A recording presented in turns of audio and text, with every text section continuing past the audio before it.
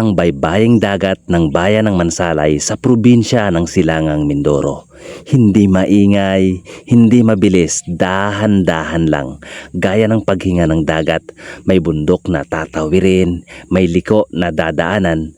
Kasi ang ganda dito, hindi mo makikita kung hindi ka magtitiis na hanapin. Malinis na parang nakatago sa oras. Dito walang luho, pero malinaw ang isip. Walang ingay, pero maririnig mo ang sarili mo.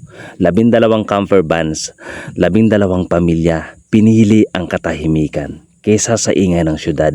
Ang Buktot Beach ay hindi para sa lahat. Ito ay para lang sa mga handang bumagal at huminto, handang huminga, handang manahimik, at para sa mga taong naghahanap ng kapayapaan.